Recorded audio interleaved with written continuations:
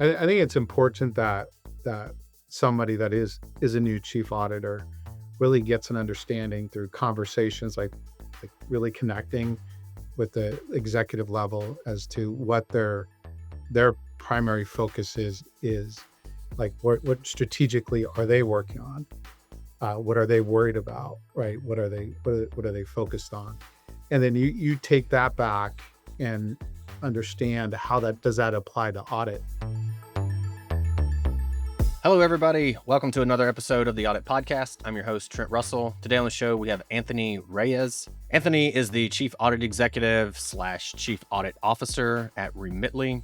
He was also the Chief Audit Executive at Black Knight, their data analytics company, as well as Pinnacle West Capital Corporation. Prior to that, he was a Director of Internal Audit Services at PwC. All right, some of the things that Anthony and I hit on is our belief that AI is actually here. It's not like a future thing. It's here. We've both seen this in testing controls and building some analytic solutions around agentic AI. Like it's here. And so we talk about what we both are seeing that is real on the AI front. Obviously, training on AI is going to be critical for internal auditors. So we talk about Anthony's approach to enable that for his team. And then we talk about advice that Anthony would give CAEs who are strong auditors, but maybe lack the executive skills, and what advice Anthony would give around that. Okay, here we go.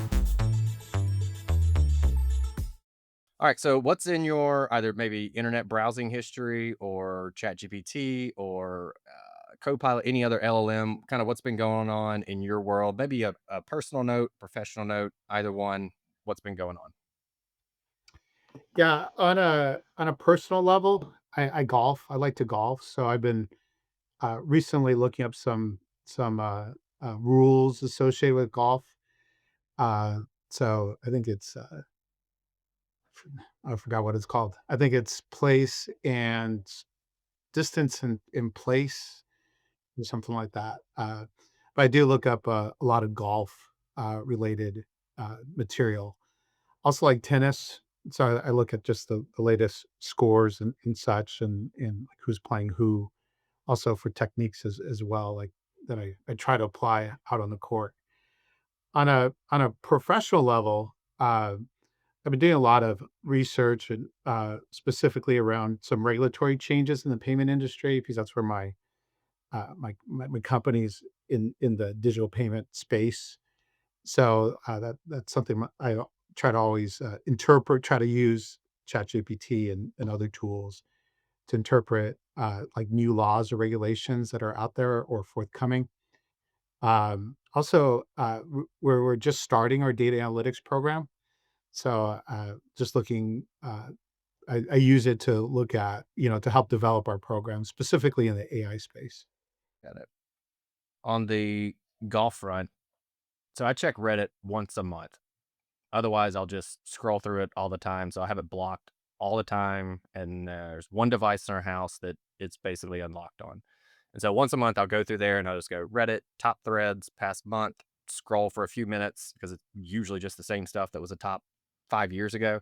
Anyway, there was something, and I'll dig this link up and send it to you. But there's a golf subreddit, and it was exactly what you're talking about. It was somebody showed this shot and said, "Hey, did you all know about this rule?" Um, I don't play enough to have really cared. Like, I'm just like, all right, drop the ball, hit it. If it goes in the woods, I'll take a drop. I'm going to hit it again. Like, I'm not, I'm more out there just to kind of be out there these days. But anyway, I thought that was really interesting. Like, I literally haven't looked at the Reddit in a month. Yesterday or the day before, I saw basically exactly what you're talking about. And the guest we had on recently had the same use case. He basically said he uses it for improving his golf technique. So he Mhm. tries to play 9 holes a week, just kind of get out of the house. So a lot of golf talk. Maybe it's just that time of year. Yeah, Okay. summer's here. Yeah. We're going to be here.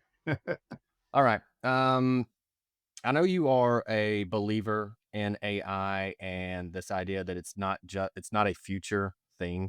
I think more people are starting to see that are outside of the tech space, the AI space, and going, oh, this is more than just here's my prompt. summarize this audit report for me, rewrite this control for me, whatever, that kind of stuff that everybody should be pretty familiar with by now. But I know when you and I were talking, and we've talked about some agentic AI use cases, they're very real and here right now. But you said it's here, like it's here, it's happening right now. People just might not be aware of it. But what are you seeing be real in the AI world? Yeah, as it relates to internal audit, I mean, one of the things I think if I were to give the profession some feedback, I think we're very slow to adopt AI. I went to GAM, a few months back, and there was a session, and we had some like we met at we had tables, and people we went around the table asking each other kind of how they used AI, and I was actually really surprised that people weren't even using ChatGPT at all, or Copilot or what have you. A lot of companies have blocked it, and those that did have it were hesitant to use it. And there's probably, it's new. There's not a lot of training out there. Also, there's like if you have children in school, right? They're advised not to use it. So I mean, that's probably on top of people's minds as well. But I think it definitely has a place in the internal audit profession. I've asked my team. I embrace it. We're one of the heaviest users, I believe, in at least in our company of ChatGPT. Maybe not the heaviest, but we're right up there. We use it for everything from audit planning to writing emails, right, to executives and stakeholders. We use it. I ask. It's not a requirement, but I ask my team members before sending an audit report to the next level to put it through ChatGPT. And if they don't, I could generally read. Like I'll see grammar mistakes, spelling mistakes, and things, and I'll just send it back, asking them to make sure at least do it as at a minimum as a proofreader before sending it, back to me. Now we have an enterprise version of ChatGPT, which a lot of companies do, not everyone.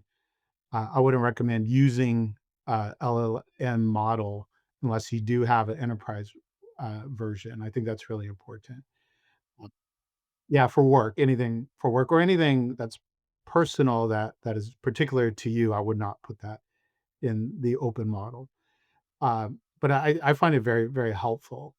I know, I've known, like, individuals, like, on my team, we've talked about it to do, like, queries and actually write quick code, like Python code and things like that, and, it's been very helpful, and people that are using it aren't necessarily don't even have a coding background, and so the beauty of it is it could, like, upskill your own individual skill sets just by putting in a prompt. So we're experimenting it with in that manner. But I think beyond ChatGPT, I've been working with a few startups, and I do believe that the future is here, and or if it's not here, it's going to be here quickly.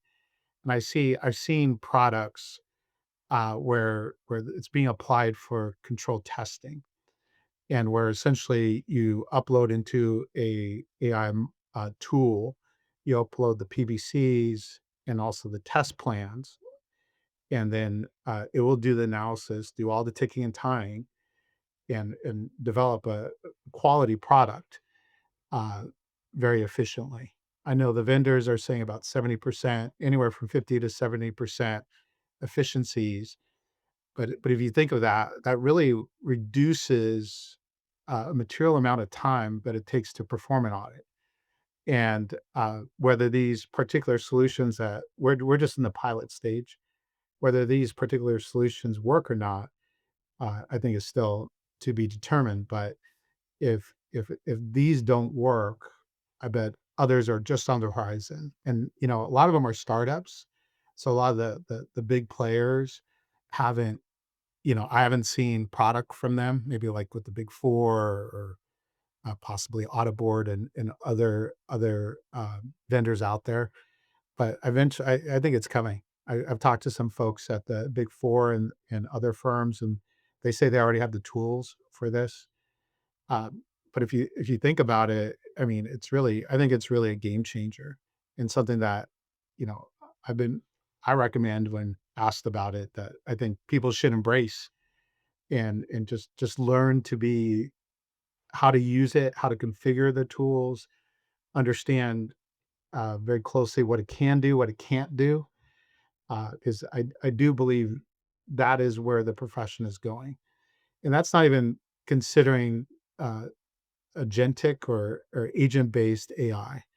I think eventually you'll be able to, and maybe it's 5 years out or longer, but eventually you'll be able to configure an agent and just tell it to, let's say, audit time and expense or travel expense, sorry, travel expense, and it will just go off independently and do that.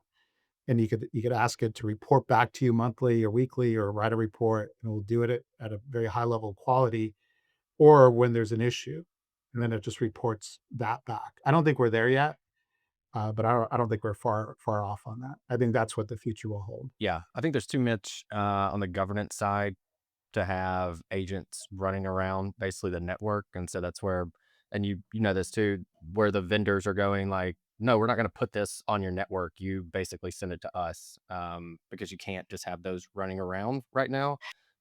AI governance in and of itself is pretty beastly, and then you throw on hundreds and thousands and tens of thousands of agents that are on the network, and that makes it extremely complicated.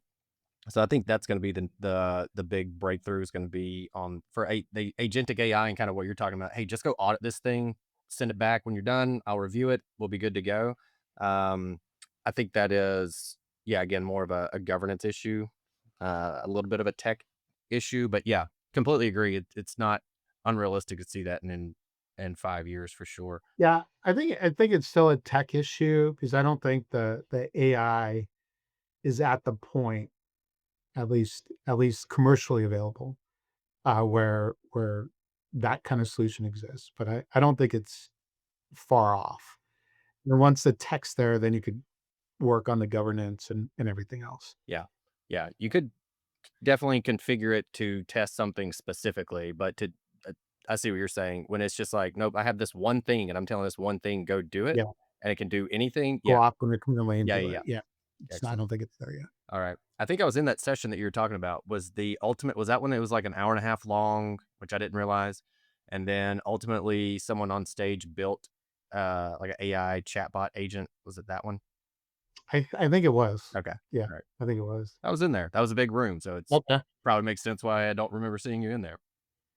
It was big. So I think the biggest thing from this though that I wanted to for you to let people know was that the controls testing piece for AI is very much here. Like that is very possible. That's a huge thing of what we do in internal audit. And so it's not unreasonable now. You would need a pretty legit team to be able to do it if you didn't outsource the controls testing piece. But you could say with a given prompt, basically write my planning memo. You could do something like deep research to do that for you. Fill in the blanks for our planning memo, suggest the controls. You could have all the controls listed. Then you would have to talk to a human to understand what's there, what's not design, all that kind of good stuff. You could use AI platform to actually test those controls. That's where you got to be pretty specific right now, like we were talking about earlier. And then it could spit out the report. And with some of the stuff now, the visuals are pretty nice when it creates an image.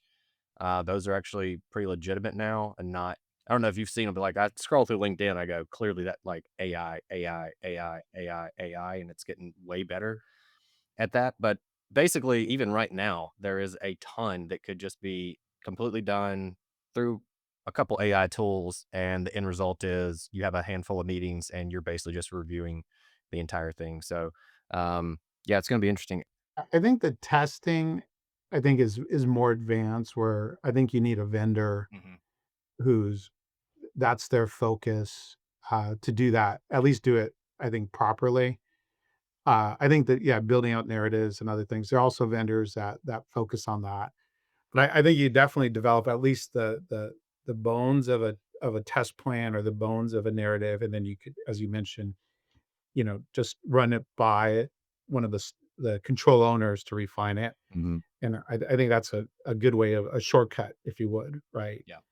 That's here now, and generally, at least part of the enterprise package that you would license from like a ChatGPT. Yeah. And there's even some where, like, you could take all that, send it to the, auditee client, like, whatever anybody calls them in your organization, and then there's an AI tool that will talk to it as if it's the auditor for you, and so it does the kinda interview process. I'm not a huge fan of that right now, Yeah, I maybe wouldn't. maybe I'm maybe that skeptical it's of that, but normalized, maybe.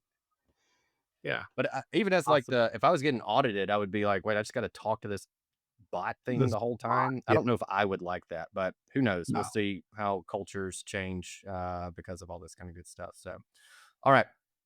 What about on the training front? What are you doing about that? It seems like obviously analytics, everybody put a ton into training around analytics, and now AI is the new thing, and people are likely going, we didn't get analytics right. Now we got to do this AI thing. We have to try this again. What if we fail? What any advice you can give on how you guys are rolling out AI planning for your team? Yeah, I've seen some AI training, but it tends to be more, for auditors, designed for auditors. I think it's a little pricey right now.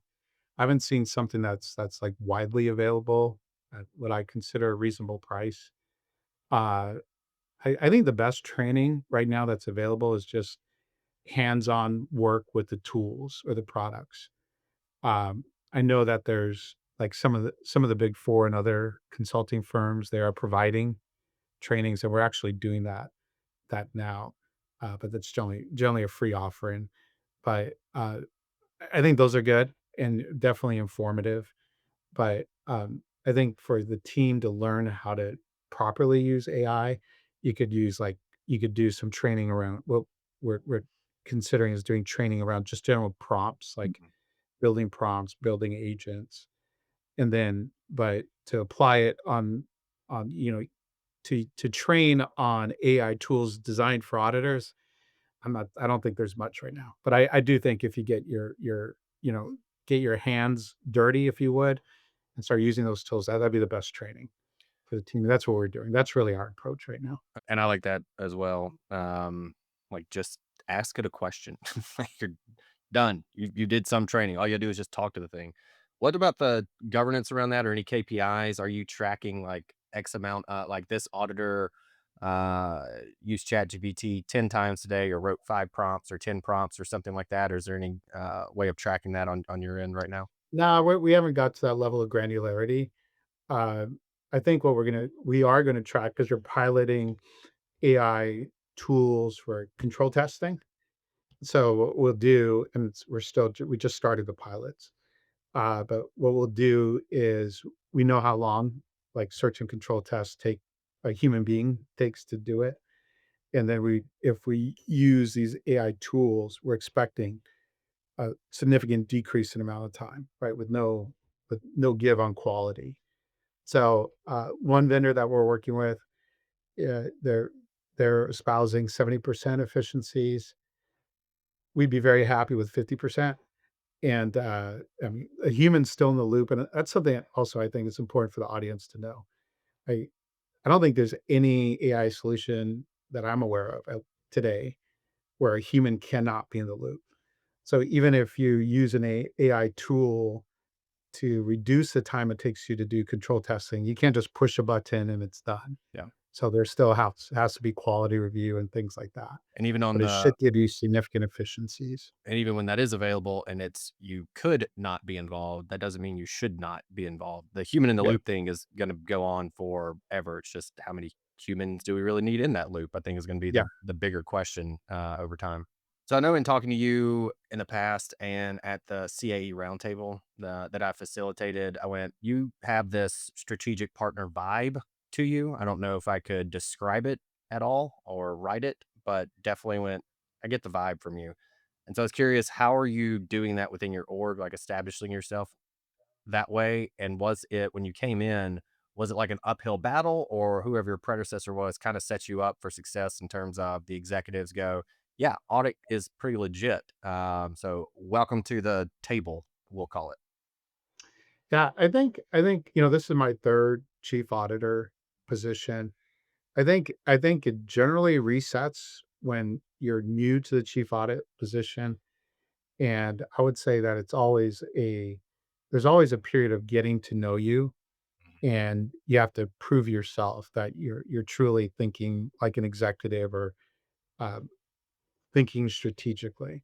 I think it's important that somebody that is a new chief auditor really gets an understanding through conversations, like really connecting with the executive level as to what their primary focus is like what strategically are they working on? What are they worried about? Right? What are they focused on? And then you take that back and understand how that does that apply to audit. And sometimes it doesn't. And I think that's an important like some people feel like you could audit anything and you could, but the question is I don't think you at least my viewpoint is I don't think there's things you should audit. I think there's some things that are best to Yeah. kind of leave alone. But I do think it's important to understand what the strategic vision is of the company you're working for and the key stakeholders, and make sure you align your audit plan and your audit efforts based on that. So it shouldn't be done in a vacuum or without consideration of what's important to the company strategically. And then when you I think it's important to keep up to speed, like what's um, what the initiatives are and continuously check in with them if they're working on something, ask them how is it going? Just as simple as that. Hey, how's that initiative going? And just leave it with open-ended questions and have a conversation about it. I think you learn a lot that way. And then you could take it back and say, hey, is there anything I should be doing differently as the leader of the audit department? Is there certain audits that we should put in scope that weren't previously in scope?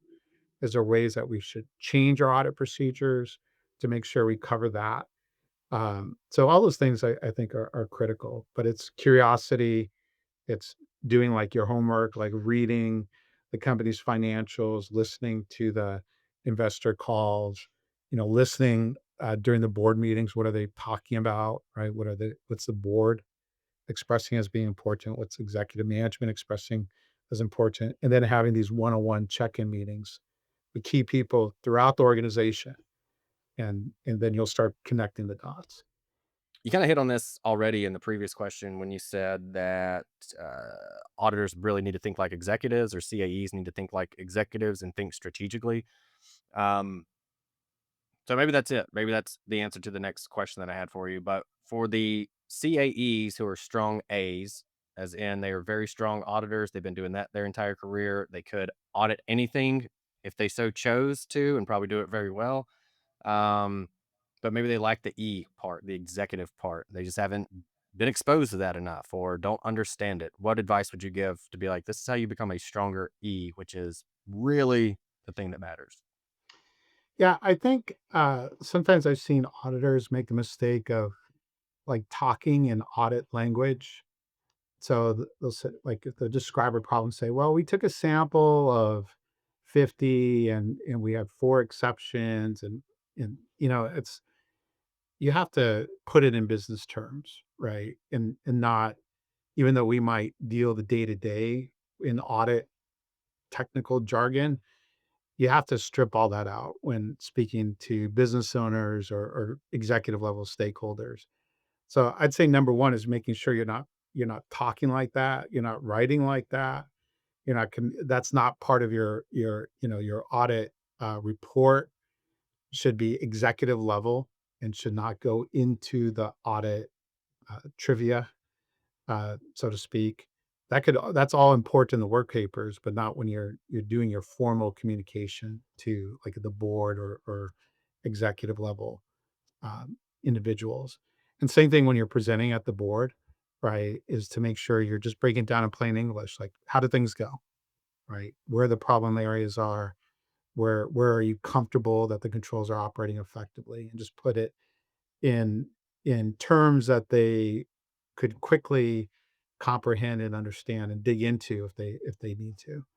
So I think that's one, and two is like if somebody's was promoted and they're really more audit technicians, is really uh, connect with the key stakeholders and understand what their expectations are. Because sometimes I think it's important, like if you use your audit skills, right, that you've developed over or honed for a decade or more to get to the chief auditor level, I think I would use those same skills when trying to discuss what are the expectations of the role. Yeah, because more often than not, it's not going to be that people aren't going to want necessarily a tactician in the chief audit role. They are going to want a business person, somebody that could excel at the executive level, and ask them, right? Just make sure that your level setting and what does that actually mean to them, and get their definition of that. And if you're lacking some of those skills, right, I think it's important to identify that and be self-aware. And where you can, you might want to take training. There's different leadership trainings that you can go. You go like offsite leadership training. You can hire an executive coach. If there's a big delta, like you have a lot of work to do in this area, and the company won't support like the cost of an executive coach, you might want to even do that out of pocket if you feel like you want to be in the role a long time and you want to be successful in the role, which most people would, right? There's so many executive coaches out there. I imagine you could do it for relatively good price if you shop around. Yeah. Uh, so that would be the advice I give: Okay. is not dive too deep into the audit world, and make sure you're able to translate it into real business terms. And people are generally appreciative of that. Okay. So get expectations from the executives, think strategically, think like an executive, and then basically just be a human being instead of being an auditor the entire time. Yeah. Is that a good way to summarize? Yep. All right, Anthony, appreciate you coming on the show. I'm gonna let you close this out, so I'm gonna turn the mic over to you and close us out.